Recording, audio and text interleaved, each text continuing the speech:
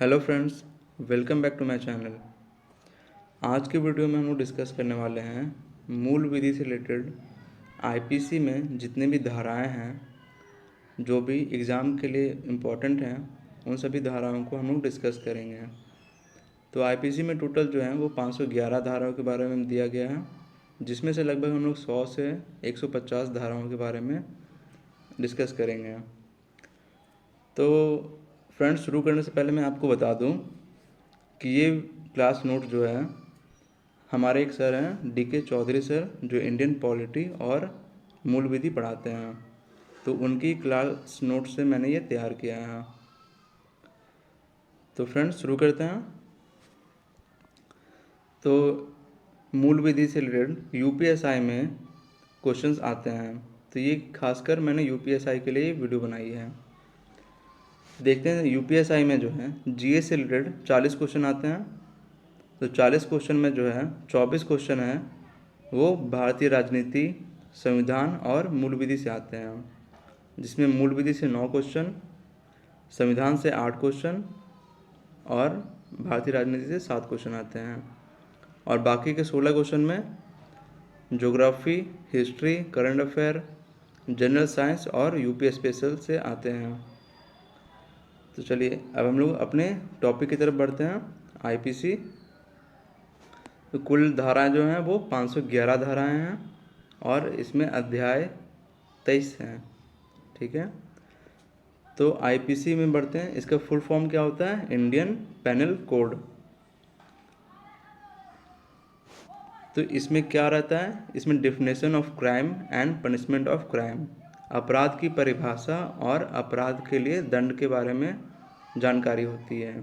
ठीक है, जैसे कोई भी धारा है, धारा 300 है, तो इसमें क्या है? मर्डर की परिभाषा है। और धारा 302 में पनिशमेंट ऑफ मर्डर, मतलब कि मृत्यु, अपराध के लिए मृत्यु की दंड है। ठीक है, तो आईपीसी जो है वो अप्रूवल हुआ था कब? 6 अक्टूबर 1860 में हुआ था और इसे लागू किया गया 1 जनवरी 1862 को लागू किया गया। आगे देखते हैं। आईपीसी जो है ये बनाया गया था किसके द्वारा? तो फर्स्ट लॉ कमीशन 1834 के द्वारा इसे बनाया गया था, जिसके हेड थे लॉर्ड मैकाले। और इस कमेटी में मेंबर थे हमारे जे.एम. मैकलियोड थे, जे.डब्ल्यू. एंडरसन थे और एक सी.एच. कैमरॉन थे और एक एफ. मिलर थे। तो ये 4 मेंबर भी थे, जिसके हेड कौन थे? लॉर्ड मैकाले हेड थे। ठीक है, अब आगे बढ़ते हैं। तो एक हमारा है व्हाट इज़ क्राइम, तो अपराध क्या होता है। तो इसे समझने के लिए हम अपराध के तत्व समझते हैं कि अपराध में कौन कौन से तत्व या एलिमेंट शामिल होते हैं। तो पहला जो शामिल होता है वो मानव, अपराध के लिए कोई मानव का होना जरूरी है। ठीक है, अगला है गिल्टी इंटेंशन, कोई गलत नीयत होनी चाहिए उसकी। ठीक है, फिर अगला है इलीगल एक्ट, मतलब अनलॉफुल एक्ट, या फिर कहते हैं इसके विधि के विरुद्ध कोई कार्य होना चाहिए। और अगला है मानव की क्षति, और विधि के विरुद्ध कुछ कार्य से किसी मानव की क्षति होना चाहिए। तो अपराध के बारे में हमारा धारा 140 में दिया गया है और क्षति के बारे में धारा 144 में दिया गया है, जिसे हम लोग आगे चलकर पढ़ेंगे। और एक हमारा ये है धारा 377, इसमें था अप्राकृतिक अपराध, जो एलजीबीटी था। ये पहले अपराध की श्रेणी में आता था, जिसे 2018 में क्या समाप्त कर दिया गया। चलिए आगे देखते हैं। तो पहले हम लोग पढ़ लिए क्राइम के एलिमेंट कौन कौन से होते हैं, अब उसके पढ़ते हैं स्टेज कौन कौन से होते हैं। तो पहला स्टेज जो होता है वो इंटेंशन, किसी की नीयत होनी चाहिए क्राइम करने की। तो उसके लिए क्या करता है आदमी? उसके लिए प्रिपरेशन करता है, तैयारी करता है, योजना बनाता है। ठीक है, फिर अगले बार में क्या करता है? वो अटेम्प्ट करता है, अपराध करने का जो है वो अटेम्प्ट करता है। ठीक है, फिर अगले स्टेज में क्या होता है? वो एक्ट करता है।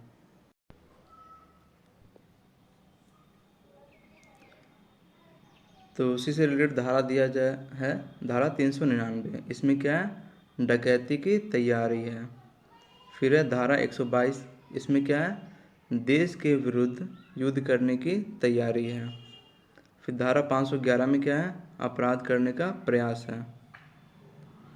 फिर आगे देखते हैं हम लोग, तो अपराध के प्रकार। तो अपराध किस तरह के होते हैं, तो एक होते हैं जमानतीय अपराध, जिससे हम कहते हैं बेलेबल ऑफेंस, और एक होता है अजमानतीय अपराध, जिसे कहते हैं नॉन बेलेबल ऑफेंस। ठीक है। फिर है, अब बेलेबल ऑफेंस क्या होता है और नॉन बेलेबल ऑफेंस क्या होता है, ये हम लोग देखते हैं। तो ये जो है जमानतीय अपराध जो है वो CRPC 436 में आता है, और अजमानतीय अपराध 437 में आता है। तो ये दोनों का डिफिनेशन क्या है, तो ये डिफिनेशन जो है CRPC की धारा 2A से हमें मिलती है, जो प्रथम अनुसूची में दिया गया अपराध को जमानतीय अपराध कहते हैं। तो CRPC की धारा 2A में जमानतीय अपराध और अजमानतीय अपराध की परिभाषा दी हुई है। ठीक है। CRPC का फुल फॉर्म होता है आपराधिक प्रक्रिया संहिता। ठीक है। अब दोनों में हम लोग डिफरेंस देखते हैं। तो जमानतीय अपराध में होता है 3 साल से कम की सज़ा होती है, जबकि अजमानतीय अपराध में दंड जो है 3 साल या 3 साल से ज़्यादा होती है। और इसी में है कि बेल लेने का अधिकार होता है। जमानती अपराध में बेल हम ले सकते हैं, ये हमारा अधिकार होता है। और जबकि अजमानती अपराध में बेल जो है मजिस्ट्रेट के विवेक पर निर्भर करता है, जिसमें मजिस्ट्रेट तय करेगा कि आपको बेल देना चाहिए या नहीं देना चाहिए। अब देखते हैं बेलेबल ऑफेंस जमानती अपराध में कौन कौन से आ जाते हैं धाराएं। तो एक है धारा 323, जिसे कहते हैं सामान्य चोट। फिर है धारा 499, इसमें मानहानि के संबंधित है। फिर एक धारा 147 है, ये है दंगा के लिए दंड है। फिर है धारा 342, तो ये है सदोष परिरोध। तो सदोष परिरोध किसे कहते हैं, तो ये होता है जैसे परिरोध, जैसे हम समझते हैं परिमाप। तो परिमाप क्या होता है, चारों भुजाओं की, जैसे चतुर्भुज की परिमाप, तो चारों भुजाओं का लंबाई। तो वैसे परिरोध, कोई आपको जो है रास्ते में रोध कर रहा है, मतलब कि रुकावट डाल रहा है, और किस दिशा से डाल रहा है, तो चारों दिशा से रुकावट डाल रहा है, तो उसे कहते हैं सदोष परिरोध कहते हैं। फिर धारा 354, तो ये है स्त्री की लज्जा भंग करना, जैसे स्त्री पे ऊपर कुछ कमेंट करना या फिर उसके लिए कुछ अपशब्द का उपयोग करना। ठीक है। फिर आगे देखते हैं नॉन बेलेबल ऑफेंस में है धारा 445 गृह भेदन, जैसे चोरी के लिए, लूट के लिए, रॉबरी के लिए कुछ भी अगर गृह भेदन होता है तो वो नॉन बेलेबल ऑफेंस में आएगा। और एक है धारा 379, तो ये है चोरी के लिए सज़ा। अगर आपको चोरी के लिए सज़ा हो चुकी है तो उसमें बेलेबल जो है वो नॉन बेलेबल ऑफेंस में आएगा। ठीक है। अब जो बेल, ये बेल क्या होता है, तो बेल जो है एक प्रकार का बॉन्ड होता है। ठीक है। इसमें एक बॉन्ड भरा जाएगा और कुछ पैसा जो है वो जमा करना होता है, और ये गारंटी देनी होती है कि कोर्ट के जो भी डेट होगा उसमें उस क्लाइंट को हाजिर होना होगा। मतलब कोर्ट की जब भी तारीख आएगी तो जो क्लाइंट है या फिर जो दोषी है उसे कोर्ट में हाजिर होना होगा। ठीक है। अब देखते हैं किस किस सिचुएशन में जो है जमानत नहीं होती है। तो जैसे हत्या है, किसी पर अगर हत्या का मुकदमा चल रहा है 302, तो इसमें आजीवन कारावास एवं जुर्माना है, तो इसमें बेल आपको नहीं मिलेगी। फिर है बलात्कार 376 है, अगर किसी को सज़ा हो चुकी है बलात्कार के मामले में तो उसे बेल नहीं मिलेगी। इसमें 10 वर्ष से लेकर आजीवन कारावास और जुर्माना दोनों की सज़ा है। फिर है डकैती, तो ये धारा 392 में है, तो इसमें भी 10 वर्ष की सज़ा और जुर्माना है। तो ये तीनों कंडीशन है, बेल आपको नहीं हो सकती है। ठीक है। फिर अगला है हमारा, फिर अपराध है। तो एक होता है संज्ञेय अपराध और एक होता है असंज्ञेय अपराध। ठीक है। तो संज्ञेय अपराध दोनों में डिफरेंस हम देख लेते हैं क्या होती है। तो संज्ञेय अपराध जो है वारंट के बिना गिरफ्तारी की जा सकती है। तो ये हो गया कि मतलब बहुत ही ज़्यादा कोई ऐसा अपराध है जो जिसमें किसी की बहुत ज़्यादा क्षति हुई है तो उसे हम लोग क्या कहेंगे, संज्ञेय अपराध कहेंगे, जिसमें बिना वारंट के भी आपकी गिरफ्तारी हो सकती है। और इसमें अपराध जो है बहुत ही गंभीर प्रकृति का होता है, जैसे आपने किसी की हत्या कर दी, किसी को इतना मतलब मार दिया कि वो मतलब उसके हाथ पैर टूट गए, कुछ भी मतलब बहुत ज़्यादा संज्ञेय हो गया वो। फिर है इसमें जो है इन्वेस्टिगेशन जो है विदाउट ऑर्डर की हो सकती है, मतलब अगर ऑर्डर नहीं भी है फिर भी आप इन्वेस्टिगेशन शुरू कर सकते हैं। फिर है आसंज्ञेय अपराध, तो इसमें क्या है कि वारंट के द्वारा ही गिरफ्तारी होती है, अगर वारंट जारी होगा तभी गिरफ्तारी कर सकते हैं। इसमें सामान्य अपराध आते हैं, जैसे किसी से साधारण मारपीट हो गई, थप्पड़ मार दिया, या फिर कुछ भी मतलब साधारण अपराध के अंतर्गत जो आते हैं। फिर इसमें इन्वेस्टिगेशन जो है वो ऑर्डर पर ही होती है। चलिए आगे देखते हैं। फिर है एक होता है हमारा समन केस, जिसे हम कहते हैं बुलावा पत्र, और एक होता है अधिकार पत्र, जिसे हम लोग वारंट केस कहते हैं। तो ये दोनों में डिफरेंस देखते हैं। तो समन केस जो है वो सीआरपीसी के अध्याय 6 में है, चैप्टर 6 में है, जबकि वारंट केस जो है चैप्टर 7 में है। तो समन केस में क्या होता है, अगर किसी को बुलावा पत्र भेजा जाता है तो उसमें जो है 2 वर्ष तक की सज़ा होकर निर्धारण हो सकता है, ठीक है। और अगर किसी के खिलाफ वारंट है तो उसमें जो है सज़ा आजीवन कारावास, मृत्युदंड और 2 वर्ष की सज़ा अगर है तो उसके खिलाफ वारंट निकल सकता है, ठीक है। फिर हम लोग देखते हैं एक टर्म होता है इंक्वायरी, इन्वेस्टिगेशन और ट्रायल। ये तीनों में क्या अंतर है इसमें हम देखते हैं। तो इंक्वायरी जो है सीआरपीसी की धारा 2G में है, इन्वेस्टिगेशन 2H में है, ठीक है, और ट्रायल जो है 2C में हो जाएगा।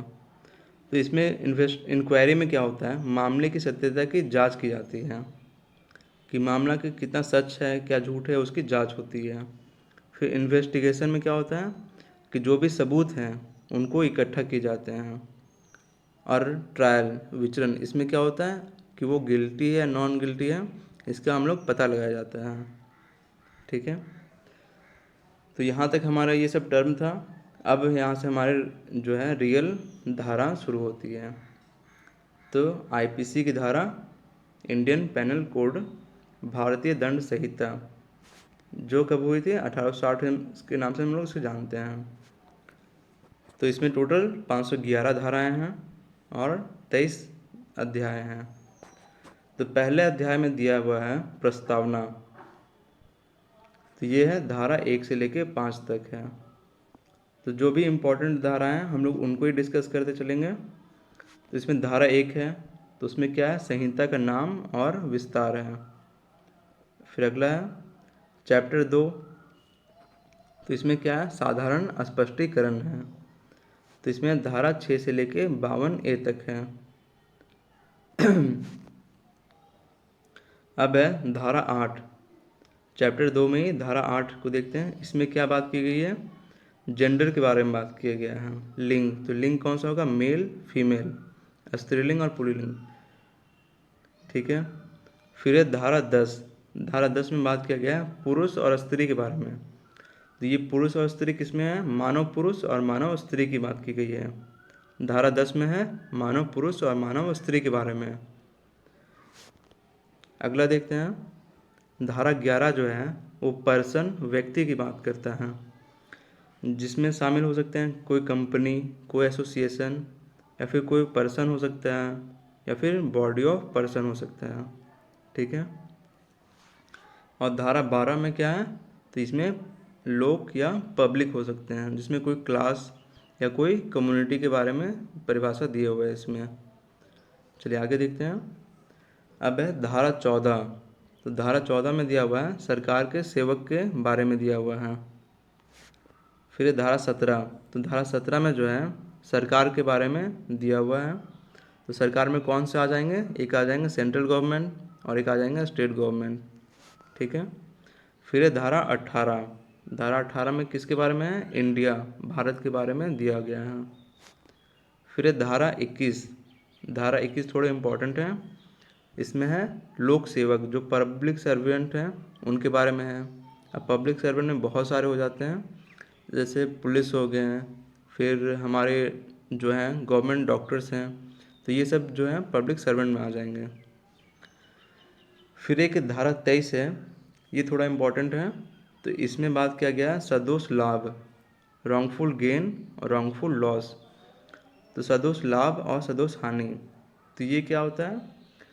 तो इसमें जो है अगर हम किसी से लाभ कमाते हैं विधि के विरुद्ध, मतलब जो है अनलॉफुल, जो विधि के खिलाफ है, अगर उस प्रक्रिया के अनुसार हम कोई लाभ कमाते हैं, जैसे किसी से रिश्वत ले लिए तो वो लाभ हो गया, लेकिन रिश्वत तो लिए तो मुझे तो लाभ हुआ, लेकिन जो रिश्वत हमें दे रहा है उसकी तो हानि हुई है। तो इसमें क्या है? सदोष लाभ और सदोष हानि के जिक्र है। फिर है अगला धारा 24। तो धारा 24 में जिक्र किया गया है बेईमानी का, डिसऑनेस्टी। ठीक है, अब डिसऑनेस्टी में क्या आ जाएगा? सदोष लाभ सदोष हानि दोनों शामिल हो जाएंगे। ठीक है, फिर अगला बढ़ते हैं धारा 25। तो धारा 25 में क्या है? फ्रॉड है। तो इसमें बेईमानी की परिभाषा दिया गया है। तो डिसऑनेस्टी, बेईमानी 24 और 25 में ज़्यादा डिफरेंस नहीं है, बस थोड़ा सा डिफरेंस है। फिर धारा 29 देखते हैं। तो धारा 29 में है डॉक्यूमेंट या दस्तावेज, उसकी परिभाषा दी हुई है। फिर है अगला हमारा 29A। तो 29A में दिया गया है इलेक्ट्रॉनिक रिकॉर्ड, मतलब जो भी आज के जो है डिजिटल रिकॉर्ड हैं उन सभी को हम लोग 29A में देखते हैं। तो ये जो जोड़ा गया है एक्ट 2000 के तहत इसको जोड़ा गया था 29A को। फिर अगला है हमारा धारा 34। तो ये है सामान्य आशय को अग्रसर करने में कई व्यक्तियों द्वारा किए गए कार्य। अब कोई कार्य है उसको जो है बहुत सारे लोग मिलके कर रहे हैं, तो वो जो है धारा 34 में आ जाएगा। ठीक है, अब इससे रिलेटेड जो केस जो है वो केस भी इम्पोर्टेंट हो जाते हैं। जैसे एक केस था महबूब शाह वर्सेस एम्पायर केस। ठीक है, फिर एक था Barendra Kumar Ghosh versus king empire case, ये दो केस हैं। फिर अगला जो धारा है 40, ये बहुत ही इम्पोर्टेंट धारा हो जाएगी। तो इसमें जो है अपराध के बारे में दिया गया है, अपराध की परिभाषा दी गई है। फिर है धारा 41, इसमें है विशेष विधि, यह है कोई विशेष विषय से संबंधित हो तो उसके बारे में जिक्र है। फिर धारा 42 में है सामान्य विधि, विशेष क्षेत्र के लिए, ये स्थानीय विधि है, तो ये होता है विशेष क्षेत्र के लिए, स्थानीय क्षेत्र के लिए। फिर है अगला हमारा धारा 44। तो ये भी धारा इम्पोर्टेंट है, इसमें क्षति इंजुरी की बात की गई है। तो क्षति किस तरह की हो सकती है? एक शरीर की क्षति हो सकती है, मन की क्षति हो सकती है, ख्याति या प्रसिद्धि की क्षति हो सकती है, और एक है संपत्ति। ये 4 तरह की क्षति हो सकती है। फिर है अगला धारा हमारा धारा 45। तो इसमें हमारे जीवन की बात की गई है, जिसमें मानव जीवन की बात है। और धारा 46 में है मृत्यु, ये भी मानव मृत्यु से संबंधित है। चलिए आगे देखते हैं। फिर अगला है हमारा चैप्टर 3। तो चैप्टर 3 जो है वो दंड के विषय में है। ठीक है, इसमें धारा कितने हैं? 53 से लेके 75 तक धारा दिया गया है। तो इसमें देखते हैं धारा 53, इसमें क्या है? पनिशमेंट, दंड के बारे में बताया गया है। दंड जो है किस तरह के दंड मिल सकते हैं आपको? तो पहला है मृत्यु दंड, मृत्यु दंड हो सकता है। दूसरा है आजीवन कारावास, ये हो सकता है। तीसरा है कारावास है, तो कारावास में 2 तरह के होते हैं, एक कठोर हो सकता है और एक सिंपल हो सकता है। ठीक है, फिर ये अगला दंड हो सकता है कि आपकी संपत्ति को जब्त करना हो सकता है, कि आपकी जो भी संपत्ति है उसे जब्त कर लिया जाएगा। फिर है अगला जुर्माना, जुर्माने के रूप में आपसे कोई दंड लिया जा सकता है। ठीक है, अब धारा 53 से रिलेटेड ही एक केस आया था जो है बच्चन सिंह वर्सेस पंजाब बैंक 1980 का। तो ये जो है बच्चन सिंह का केस जो है ये मृत्यु दंड से संबंधित था। तो इसमें जो कहा गया था कि विरल से विरलतम परिस्थितियों में ही मृत्यु दंड दिया जा सकता है। जैसे बहुत ही ज़्यादा अगर कोई क्रिटिकल केस हो तो उसी स्थिति में मृत्युदंड हो सकता है। ठीक है। फिर एक जो है पहले होती थी काला पानी की सज़ा, तो ये जो है आईपीसी में नहीं है, ये अब हटा दिया गया है। और एक है आजीवन निर्वासन, मतलब आपको देश निकाला कर देना, तो ये भी आईपीसी में नहीं है। अगर आप कोई भी जुर्म अपराध करते हैं तो आपको आजीवन निर्वासन नहीं हो सकता है, और एक काला पानी की सज़ा नहीं हो सकता है। ये सब आईपीसी से हटा दिए गए हैं। फिर हमारा अगला है धारा 54। तो इसमें क्या गया है, मृत्युदंड का लघुकरण है, कि अगर मृत्युदंड को अगर लघुकरण से संबंधित है तो इसमें क्या है, एक होता है सेंट्रल गवर्नमेंट कर सकती है, एक है स्टेट गवर्नमेंट कर सकती है। ठीक है। फिर एक धारा 55 है, तो इसमें इसे जो है आजीवन कारावास के दंडादेश को लघुकरण करना है, आजीवन कारावास को कम करने से संबंधित है। तो ये कम करके कितना हो सकता है, 14 वर्ष तक का हो सकता है। चलिए आगे देखते हैं धारा 55A। तो 55A में है समुचित सरकार की परिभाषा है। ठीक है। फिर धारा 64 है, तो ये है जुर्माना ना देने पर कारावास का दंडादेश है। जैसे किसी पर जुर्माना दिया गया है और वो जुर्माना नहीं दे रहा है, तो उसके बदले क्या हो सकता है, उसको कारावास का आदेश दिया जा सकता है। ठीक है। फिर अगला है हमारा धारा 71। तो ये है कई अपराधों से मिलकर बने अपराध के लिए दंड की अवधि से संबंधित है, कि कई अपराधों से मिलकर अगर कोई अपराध है, एक ही अपराध में जैसे बहुत सारे अपराध शामिल होते हैं, तो उसमें जो है दंड की अवधि है। चलिए अगला क्वेश्चन आगे बढ़ते हैं। अब है हमारा चैप्टर 4। तो ये है साधारण अपवाद से संबंधित है। तो इसमें जो है धारा 76 से लेके 106 तक है, धारा 76 से लेके 106 तक है। तो इसमें देखते हैं धारा 76 पहला हमारा है, तो ये है act done by a person bound by mistake of fact, और एक है लॉ विधि। तो ये है कि अगर कोई जो है पर्सन से कोई कार्य जो है वो गलती से हो जाए या फिर विधि की भूल से हो जाए, तो वो जो है धारा 76 में है। अगर भूल जो है फैक्ट की है तो वो स्वीकार है, हो सकती है, उसके लिए आपको दंड नहीं दे सकता है। अब जैसे कोई पुलिस है, वो किसी को पकड़ने गया, तो लेकिन इन्फॉर फैक्ट के अभाव में वो ए के जगह बी को पकड़ लिया, तो वहाँ वो माफ़ किया जा सकता है उसको। लेकिन अगर लॉ की भूल है, अगर कोई पुलिस है आपको पकड़ लिया है और वो लॉ की भूल, जैसे आपने वो कार्य नहीं किया है फिर भी वो आपकी कोई धारा आपके ऊपर लगा देता है, तो ये वो अनलॉफुल हो जाएगा, ये भूल स्वीकार नहीं है, ये भूल क्षम्य नहीं है। ठीक है। फिर आगे बढ़ते हैं हम लोग आईपीसी की धारा 82। तो इसमें जो है दिया गया है 7 वर्ष से कम आयु का शिशु के बारे में बताया गया है, कि अगर 7 वर्ष से कम आयु का कोई शिशु जो है कोई अपराध करता है तो वह अपराध की श्रेणी में नहीं माना जाएगा। फिर एक धारा 83 है, इसमें भी वही है कि 7 वर्ष से ऊपर लेकिन 12 वर्ष से कम आयु का बच्चा, इसे भी अपराध की श्रेणी में नहीं माना जाएगा। फिर एक है धारा 84। तो इसमें जो दिया गया है अनसाउंड माइंड, या फिर इसे कहते हैं पागल या विकृत व्यक्ति, अगर कोई पागल व्यक्ति कोई अपराध करता है तो उसे अपराध की श्रेणी में नहीं माना जाएगा। ठीक है। फिर अगला हम देखते हैं, ये जो धारा 96 से लेकर 106 जो है वो संबंधित है प्राइवेट डिफेंस से लेकर आत्म परिरक्षा से संबंधित है। इसमें धारा देखते हैं आईपीसी 96। तो इसमें बात की गई है प्राइवेट डिफेंस की बारे में बात की गई है, जिसे सेल्फ डिफेंस भी कहते हैं, आत्मरक्षा। तो इसमें बात की गई है सेल्फ डिफेंस में अगर किसी व्यक्ति को चोट लगती है या मृत्यु होती है तो इसे अपराध नहीं माना जाएगा। जैसे किसी व्यक्ति ने आप पर हमला किया, लेकिन सेल्फ डिफेंस में अगर आपने उस व्यक्ति को चोट पहुंचाया या उसकी मृत्यु हो जाती है तो इसे अपराध में नहीं माना जाएगा। ठीक है।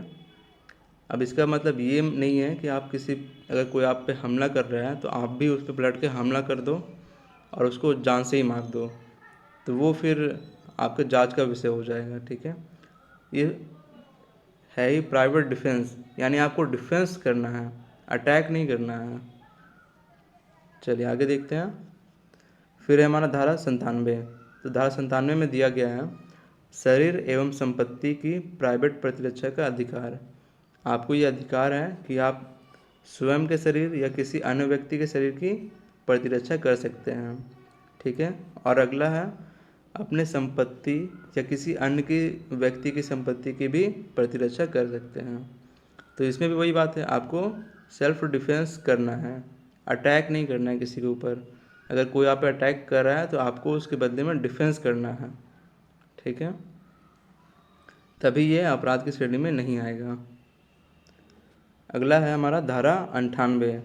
इसमें दिया गया हुआ है कि right of private defence against unsound mind. इसका मतलब है कि आप पर जो है कोई पागल व्यक्ति, विकृत व्यक्ति जो है हमला करता है, तो उसके विरुद्ध भी आप सेल्फ डिफेंस का अधिकार है आपके पास, सेल्फ डिफेंस कर सकते हैं उसके खिलाफ भी। ठीक है, फिर अगला है हमारा धारा 99।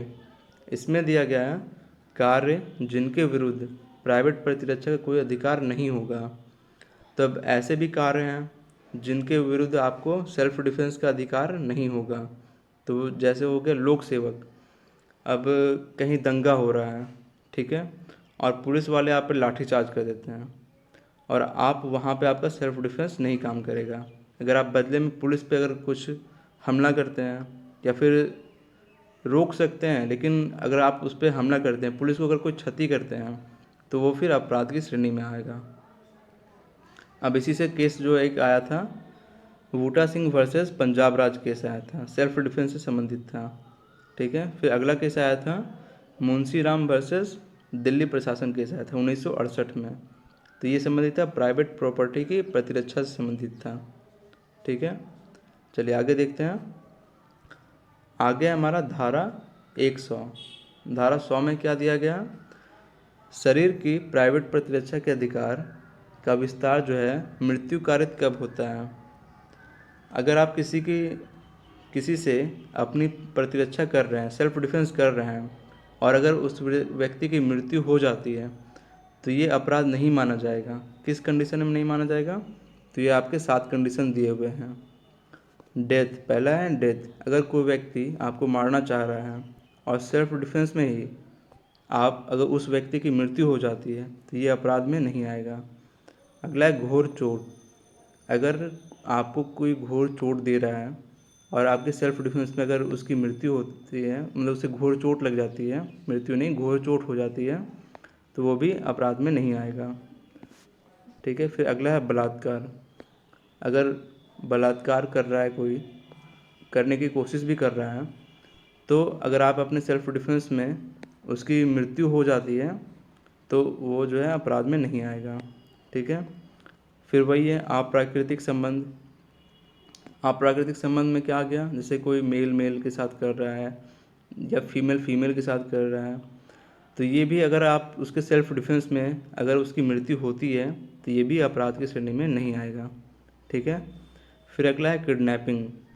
तो किडनैपिंग में है अगर आपकी कोई किडनैपिंग करना चाहता है और सेल्फ डिफेंस में अगर उसकी मृत्यु होती है तो वो भी अपराध में नहीं आएगा। ठीक है, फिर एक है वही सदोष परिरोध, जिसे मैंने बताया कि कोई आपको चारों तरफ से घेर ले, कहीं आपको जाने ना दे, आपका सारा चारों तरफ से रास्ता जो है ब्लॉक कर दे, तो उस स्थिति में जैसे आपको कोई रूम में बंद करके चला जाए या फिर बहुत सारे जो हैं गुंडे गन लेके आपके चारों तरफ खड़े हैं, कहीं आपको जाने नहीं दे रहे हैं, तो उस स्थिति में आप सेल्फ डिफेंस कर सकते हैं, और अगर मृत्यु होती है सामने वाले की तो ये अपराध की श्रेणी में नहीं आएगा। ठीक है, फिर है अगला थ्रोइंग एसिड, अगर कोई आप पे एसिड फेंकने की कोशिश करता है तो आप भी उस समय सेल्फ डिफेंस में अपनी रक्षा कर सकते हैं, और अगर उसकी मृत्यु होती है तो वो अपराध नहीं माना जाएगा। ठीक है, चलिए आगे देखते हैं। अगला है धारा 102। तो ये है शरीर की प्राइवेट प्रतिरक्षा का अधिकार का प्रारंभ होना और बने रहना, इसके बारे में जिक्र किया गया है। ठीक है। फिर धारा है 103, तो इसमें बताया गया है कब संपत्ति की प्राइवेट प्रतिरक्षा जो है वो अधिकार का विस्तार जो है मृत्यु कारित करने तक होता है। तो संपत्ति का जो प्राइवेट प्रतिरक्षा है वो अधिकार जो है मृत्यु कारित कब हो सकता है, तो ये देखिए है, पहला है रॉबरी। अगर रॉबरी के उद्देश्य से कोई आप पे कर रहा है, रॉबरी करना चाह रहा है आपके घर में, तो आप वहाँ पे प्रॉपर्टी के डिफेंस में, प्राइवेट डिफेंस में अगर उस व्यक्ति की मृत्यु होती है तो वो भी अपराध में नहीं आएगा। ठीक है। फिर अगर कोई व्यक्ति आपके रात में घर भेदन करता है और अगर उसकी मृत्यु होती है, ठीक है, तो वो भी अपराध में नहीं आएगा। और वैसे ही मानव आवास है, कोई आपके मानव आवास में कोई बिना इजाज़त आ जाता है और सेल्फ डिफेंस में आप उसकी मृत्यु हो जाती है तो अपराध नहीं आएगा। फिर चोरी है, तो चोरी ऐसी चोरी जिसमें मृत्यु हो सकती है तो उसमें अपराध नहीं माना जाएगा। ठीक है। फिर अगला धारा है हमारा 105, तो इसमें दिया गया है प्रारंभ और बने रहना। तो ये प्राइवेट डिफेंस ऑफ प्रॉपर्टी, इसका जो है प्रारंभ और इसका बने रहने के बारे में 105 में बताया गया है। फिर है हमारा धारा 106, इसमें है घातक हमले के विरुद्ध प्राइवेट प्रतिरक्षा का अधिकार है। तो इसमें जो है इनोसेंट पर्सन को हानि हो सकती है। जैसे आपने जो है कोई आप पे घातक हमला करना चाह रहा है, लेकिन सेल्फ डिफेंस में क्या हुआ, कोई बगल में कोई व्यक्ति है जो इनोसेंट है, उसकी कोई आप दुश्मनी नहीं है, ना आपसे है ना हमला करने वाले से है, लेकिन फिर भी अगर उसको क्षति हो जाती है तो वो आपका प्राइवेट डिफेंस में आएगा, आप वहाँ पे कर सकते हैं प्राइवेट डिफेंस। ठीक है। चलिए आगे बढ़ते हैं। आगे है हमारा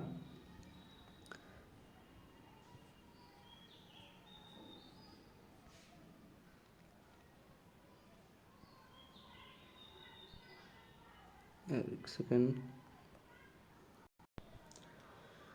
चलिए आगे है हमारा चैप्टर 5, जिसमें है धारा 107 से लेकर 120 तक है। ये किससे संबंधित है, दुष्प्रेरण से संबंधित है, दुष्प्रेरण से संबंधित है। दुष्प्रेरण क्या होता है, उकसाना, किसी को प्रेरित करना कोई अपराध या कोई कार्य करने के लिए। ठीक है। तो इसी में धारा 107 में है किसी बात का दुष्प्रेरण या उकसाना। जैसे एग्जाम्पल के तौर पे समझते हैं, ए जो है कोई लोक अधिकारी है, कोई पुलिस अधिकारी है, ठीक है, वो बी को पकड़ना चाहता है, ठीक है, लेकिन बीच में जो है सी जो आता है और कहता है कि डी ही बी है, मतलब किसी के घर में वो गया पकड़ने के लिए, लेकिन जिसको वो पकड़ना चाहता है तो उसके बगल का जो पड़ोसी है वो बता दिया कि वो जिसको आप पकड़ना चाहते हैं वो बी नहीं, वो डी है, मतलब वो दूसरे कोई है। तो सी जो क्या किया, उसको भटका दिया, तो वो जो है सी जो है दोषी आ जाएगा इसमें। चलिए आगे देखते हैं। अगला है हमारा अध्याय 5A। तो इसमें जो है दो धाराएं हैं, 120 का ए और 120 का बी। तो ये जो है आपराधिक षड्यंत्र से संबंधित है। ठीक है। अब 120A में क्या दिया गया है, दिया गया है आपराधिक षड्यंत्र की परिभाषा दी गई है। तो इसमें क्या हो सकता है, दो या दो से अधिक लोग शामिल हो सकते हैं। ठीक है। और 120 में जो है इसी के दंड के बारे में जिक्र किया गया है। चलिए आगे देखते हैं। आगे हमारा चैप्टर 6, इसमें जो बात किया गया है धारा 121 से लेके 130 तक के बारे में। तो इसमें दिया गया है राज्य के विरुद्ध अपराध। तो पहला हमारा है धारा 121। तो धारा 121 में बात की गई है भारत सरकार के विरुद्ध युद्ध करना या युद्ध करने का प्रयत्न करना। तो 121 में दिया गया है कि भारत सरकार के विरुद्ध युद्ध या युद्ध करने का प्रयास करना। ठीक है। और 121A में इसी के दंड के बारे में जिक्र किया गया है, और दंड जो है आपको कम से कम 10 वर्ष से लेकर आजीवन कारावास या जुर्माना या दोनों हो सकता है। ठीक है। फिर है हमारा धारा 124A, तो इसमें जो है देशद्रोह की बात की गई है, ठीक है। इसमें जो है सज़ा 3 वर्ष से लेकर आजीवन कारावास तक हो सकती है। चलिए अगला अध्याय है हमारा चैप्टर 7। इसमें जो है 131 से लेकर 140 तक धाराएं हैं, ठीक है। फिर ये जो है आर्मी, नेवी या एयरफोर्स के विरुद्ध अगर कोई अपराध होता है तो उसका जिक्र किया गया है, ठीक है। चलिए देखते हैं इसमें। जिसमें पहला धारा है 131। तो 131 में कहा गया है कि आर्मी, एयरफोर्स या नेवी के विरुद्ध को कोई अपराध करते हैं तो उसे इसमें लिखा गया है। इसमें सज़ा जो है कम से कम 10 वर्ष से लेकर आजीवन कारावास या जुर्माना या दोनों हो सकता है, ठीक है। फिर अगला चैप्टर है हमारा चैप्टर 8। तो इसी में जो है लोक शांति के विरुद्ध अपराधों के विषय में जिक्र किया गया है, जो धारा 141 से लेकर 160 तक का दिया गया है। तो इसमें देखते हैं धारा 141। तो 141 में कहा गया है विधि विरुद्ध जमाव, जिसमें 5 या 5 से अधिक व्यक्ति शामिल हो सकते हैं। जैसे विधि के विरुद्ध कहीं पे अगर, जैसे अभी कोरोना वायरस का टाइम चल रहा था, तो कोरोना वायरस में जैसे लॉकडाउन हो चुके हैं, तो वहाँ कहा गया था कि 5 या 5 से अधिक व्यक्ति जमा नहीं हो सकते हैं, और अगर जमा होते हैं तो ये अपराध माना जाएगा, ठीक है। और इसमें पनिशमेंट जो है धारा 143 में है। तो पनिशमेंट में क्या है, 6 महीने की सज़ा व जुर्माना या दोनों हो सकता है, ठीक है। फिर है हमारा धारा 146। इसमें जो है बात किया गया है वल्वा करना, मतलब कि अगर कोई जमाव है 5 व्यक्तियों का या उससे ज़्यादा व्यक्तियों का, और वहाँ पर अगर कोई हिंसा हो जाती है, जिसे हम लोग वल्वा करना भी कहते हैं, तो अगर हिंसा होती है वैसे जगह पर, तो फिर धारा 147 में सज़ा जो है 2 वर्ष की सज़ा और जुर्माना या दोनों हो सकता है, ठीक है। फिर है हमारा धारा 159। इसमें बात किया गया है दंगा करने के या राइटिंग के बारे में बात किया गया है। तो ये है, इसमें सज़ा जो है 2 या 2 से अधिक इसमें जो है 2 या 2 से अधिक व्यक्ति लोक शांति को भंग करने की प्रयास करते हैं, तो ये जो है धारा 159 में आएगा। और इसमें सज़ा जो है 1 महीने की सज़ा या जुर्माना या दोनों हो सकता है, ठीक है। फिर है आईपीसी की धारा 144। इसमें जो कहा गया है विधि विरुद्ध जमाव, ऐसा जमाव जहाँ पे घातक हथियार हैं, जिसमें लोग जो क्या हैं घातक हथियार के साथ हैं, जैसे चाकू, छुरा, तलवार, कोई भी घातक हथियार के साथ हैं, तो उनके बारे में धारा 144 में कहा गया है। तो इसमें सज़ा कितने का है, 2 वर्ष से लेकर 2 वर्ष की सज़ा या जुर्माना या दोनों हो सकता है, ठीक है। फिर है हमारा धारा 150। इसमें कहा गया है विधि विरुद्ध जमाव के लिए भाड़े पे व्यक्ति को लाना। अब जैसे हम कहीं रैली कर रहे हैं, जैसे किसी का प्रोटेस्ट कर रहे हैं, और उस प्रोटेस्ट में हम क्या कर रहे हैं, भाड़े पर व्यक्ति को ला रहे हैं, तो ये भी एक क्राइम में आएगा, और ये धारा 150 में दिया गया है इसके बारे में। चलिए आगे देखते हैं। तो आगे हमारा चैप्टर 9। तो इसमें कहा गया है धारा 161 से लेके 171 तक के बारे में कहा गया है।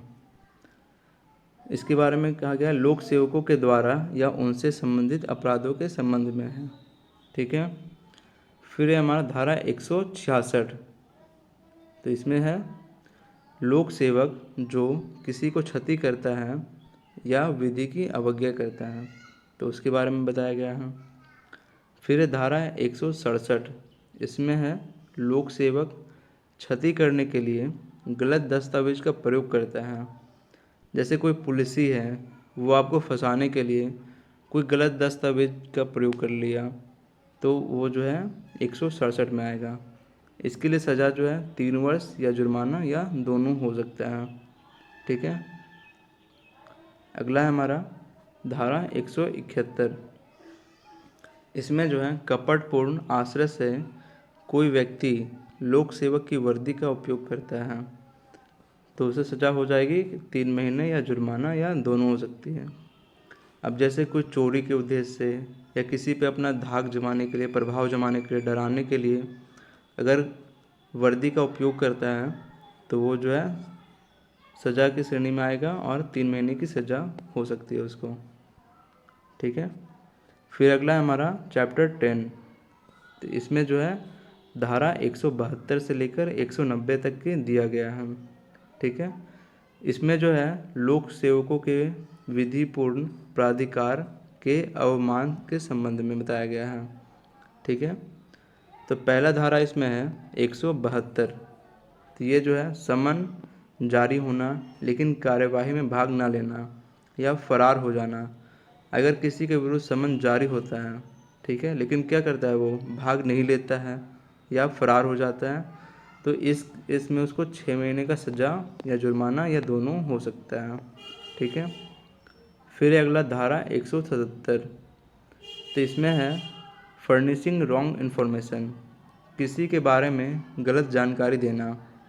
जैसे कोर्ट में ही है, आप अगर किसी के गवाह बने हैं और गलत जानकारी दे रहे हैं तो वो उसमें जो है 2 वर्ष की सज़ा या जुर्माना या दोनों हो सकता है। ठीक है। फिर है अगला धारा 182। इसमें जो है किसी लोक सेवक को गलत जानकारी देना ताकि दूसरे को क्षति हो, तो ये भी अपराध माना जाएगा।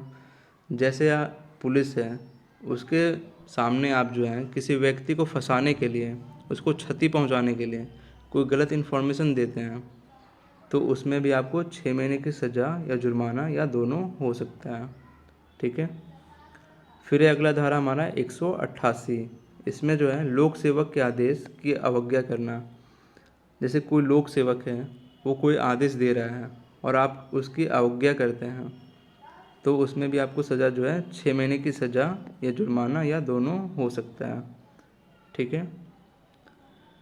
लोक सेवक वो हो जाएंगे जो पब्लिक सर्वेंट हैं, जिसमें जो भी पब्लिक सर्वेंट हमारे आ जाते हैं। ठीक है। फिर अगला है धारा 189। तो ये हमारा लोक सेवक को क्षति करने की धमकी देना। जैसे कोई लोक सेवक है हमारा, उसको क्षति करने की धमकी आप फ़ोन पे देते हैं या कहीं सामने देते हैं, किसी भी माध्यम से देते हैं, तो इसमें जो दंड का प्रावधान है 2 वर्ष या जुर्माना या दोनों हो सकता है। ठीक है। फिर आगे बढ़ते हैं हम। तो अगला है हमारा चैप्टर 11। तो चैप्टर 11 में बात किया गया है धारा 191 से लेकर धारा 229 तक का। फिर इसमें बात किया गया है फॉल्स एविडेंस, मतलब झूठा साक्ष्य, इसकी बात किया गया है धारा 191 से 229 में। ठीक है। तो पहला जो धारा है 191, इसमें क्या है, गिविंग फॉल्स एविडेंस। तो इसमें जो बात किया गया है कि आप किसी के बारे में गलत साक्ष्य प्रस्तुत करते हैं। ठीक है। फिर धारा 192। तो इसमें बताया गया है मिथ्या जो है साक्ष्य गढ़ना। एक होता है फॉल्स एविडेंस प्रस्तुत करना और एक होता है फॉल्स एविडेंस जो है बनाना। किसी के बारे में अगर कोई व्यक्ति जो है अपराध नहीं भी किया है लेकिन आप उसके खिलाफ क्या करते हैं, झूठा साक्ष्य बनाते हैं, गढ़ते हैं, तो वो 192 में आएगा। और इसकी जो है दंड का प्रावधान दिया गया है 193 धारा में। ये जो है 7 वर्ष की सज़ा या जुर्माना हो सकता है इन जुडिशरी में, और अन्य मामलों में 3 वर्ष का जुर्माना, 3 वर्ष का सज़ा या जुर्माना हो सकता है। ठीक है। फिर है हमारा धारा 209। इसमें कहा गया है बेईमानी से न्यायालय में मिथ्या दावा करना। बेईमानी से अगर आप किसी कोर्ट में कोई झूठा दावा प्रस्तुत करते हैं तो उसका सज़ा जो है 209 में है 2 वर्ष की सज़ा और जुर्माना। ठीक है। फिर है धारा 212। तो 212 में दिया गया है अपराधी को संश्रय देना, मतलब किसी अपराधी को आप क्या कहते हैं, आश्रय देते हैं, तो वो भी अपराध की श्रेणी में आएगा। अब अपराधी 2 तरह के हो सकते हैं। एक अगर कोई मृत्युदंड का अपराधी है, ऐसा अपराधी है जिसे मृत्युदंड की सज़ा हो चुकी है, तो इस केस में आपको 5 वर्ष की सज़ा और जुर्माना हो सकती है अगर उसको आश्रय देते हैं तो।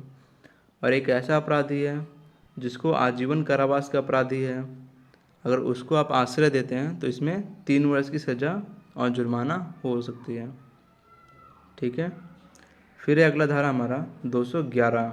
तो 211 में बात है क्षति करने के आश्रय से अपराध का झूठा आरोप लगाना। अगर किसी व्यक्ति को क्षति पहुंचाने के लिए उस पर झूठा अपराध का क्या करते हैं, आरोप लगाते हैं, तो वो धारा 211 में है। इसमें जो है 2 वर्ष का सज़ा या जुर्माना या दोनों का प्रावधान है। ठीक है। फिर है अगला हमारा चैप्टर 12। चैप्टर 12 में बात किया गया है धारा 230 से लेके 263 तक का। तो इसमें जो है सिक्कों और स्टॉम्प के बारे में बात किया गया है। अब है धारा 231। तो इसमें है सिक्के का कूटकरण, जिसे कहते हैं नकली सिक्का बनाना।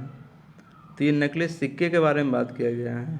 तो सिक्का कोई भी हो सकता है, सोना, चांदी, पीतल या फिर कोई भी भारतीय मुद्रा, कुछ भी, मतलब सिक्के के बारे में बस है।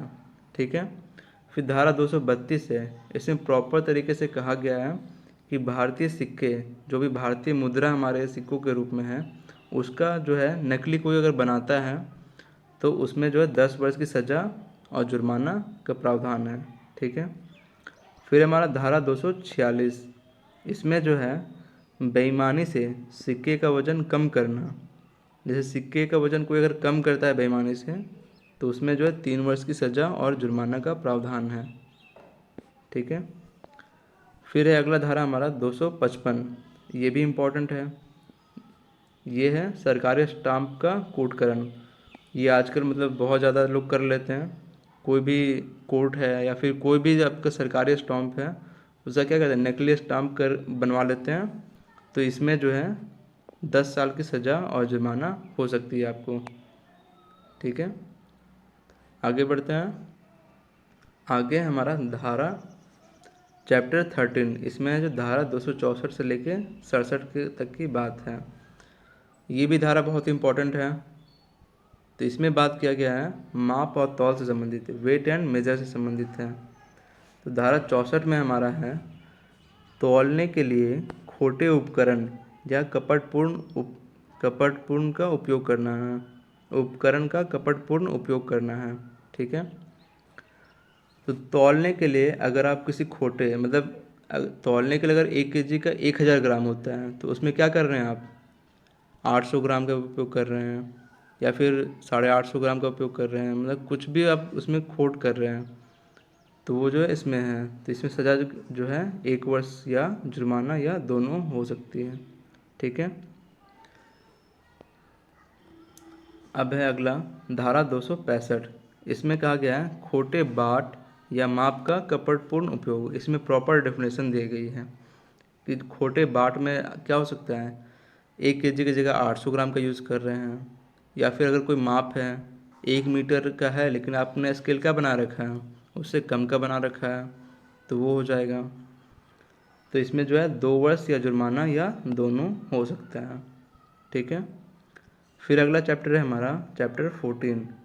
इसमें बात किया गया है धारा 268 से लेकर 294 तक का।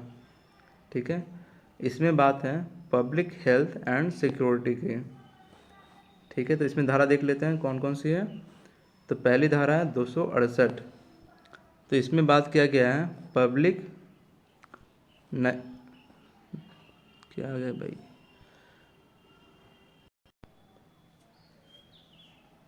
धारा 268 में क्या कहा गया है, पब्लिक न्यूसेंस के बारे में बात किया गया है। जैसे क्या है, घर या रास्ते के ऊपर, घर जो है क्या करते हैं, रास्ते के ऊपर बनाना, जिससे क्या हो, पब्लिक को परेशानी हो। जैसे बहुत सारे लोग क्या करते हैं, अगर रास्ते के दोनों तरफ उनका घर होता है तो छत को क्या करते हैं, ऊपर से ढाल देते हैं, रास्ते के ऊपर से, तो ये भी आपका जुर्म में आ जाएगा। ठीक है। तो इसमें 6 महीने की सज़ा या जुर्माना हो सकती है। ठीक है। फिर है 272। तो इसमें जो दिया गया है विक्रय के लिए खाद या पेय का अपमिश्रण, मतलब सेल करने के लिए क्या करते हैं, खाद्य पदार्थ में आप मिश्रण करते हैं। ठीक है। तो इसमें जो है 6 महीने की सज़ा या जुर्माना या दोनों का प्रावधान है। ठीक है। फिर अगला है हमारा धारा 274। इसमें जो है दवाई का अपमिश्रण का बात कहा गया है कि आप दो दवाइयों का मिश्रण करते हैं। फिर है अगला हमारा 279। इसमें जो है सड़क पर गलत ड्राइविंग करते हो, गलत तरीके से ड्राइविंग करते हो तो इसकी जो है जिक्र किया गया है। तो इसमें जो सज़ा जो है 6 महीने या जुर्माना या दोनों हो सकता है। ठीक है। फिर है धारा 289। तो इसमें कहा गया है जीव जंतु के संबंध में उपेक्षापूर्ण आचरण। अगर कोई जीव जंतु के क्या करते हैं आप, उपेक्षापूर्ण आचरण करते हैं, क्रूरतापूर्ण व्यवहार करते हैं, तो उसमें जो धारा 289 है इसमें भी सज़ा क्या होगी, 6 महीने या जुर्माना या दोनों हो सकती है। ठीक है। फिर है अगला हमारा धारा 292। तो इसमें जो कहा गया है अश्लील पुस्तकों का विक्रय करना। आप कोई अश्लील पुस्तक का विक्रय करते हैं तो उसमें सज़ा जो है 5 वर्ष या जुर्माना हो सकता है। ठीक है। फिर अगला धारा हमारा 294। ये है अश्लील कार्य या गाना बजाना। तो ये है 3 वर्ष 3 महीने की सज़ा या जुर्माना या दोनों हो सकता है। अगर किसी पब्लिक प्लेस पे आप अश्लील कार्य कर रहे हैं या गाना बजा रहे हैं तो इसके जिक्र किया गया इसमें। चलिए आगे देखते हैं। आगे है हमारा चैप्टर 15। इसमें जो बात किया गया है धारा 295 से लेके 298 तक का बात किया गया है। ठीक है। तो ये है धार्मिक अपराध से रिलेटेड है। तो धारा 295 में दिया गया है धर्म के अपमान के आश्रय से धार्मिक जगह को क्षति पहुंचाना। जैसे आप किसी धर्म को अपमानित करने के लिए उसके धार्मिक जगह को क्या करते हैं, क्षति पहुंचाते हैं, तो उसमें जो है 2 वर्ष की सज़ा या जुर्माना या दोनों हो सकती है आपको। ठीक है। इसमें क्या हुई, धार्मिक जगह को क्षति पहुंचाना। ठीक है। फिर है धारा 298। तो इसमें जो है धार्मिक भावनाओं को ठेस पहुंचाना। जैसे किसी धर्म के लिए आप क्या करते हैं, गलत शब्द का उच्चारण करते हैं जिससे उसकी भावनाओं को ठेस पहुंचती है, तो इसमें जो है सज़ा 1 वर्ष या जुर्माना या दोनों हो सकती है। ठीक है। सो फ्रेंड्स, वीडियो थोड़ी लंबी हो रही है तो इसे हम नेक्स्ट पार्ट में फिर इसके आगे कंटिन्यू करेंगे। इसका PDF मैं आपको नेक्स्ट पार्ट में ज़रूर दे दूँगा। तो अगर ये वीडियो आपके लिए हेल्पफुल लगे तो इस वीडियो को लाइक करें और इस चैनल को सब्सक्राइब कर लें।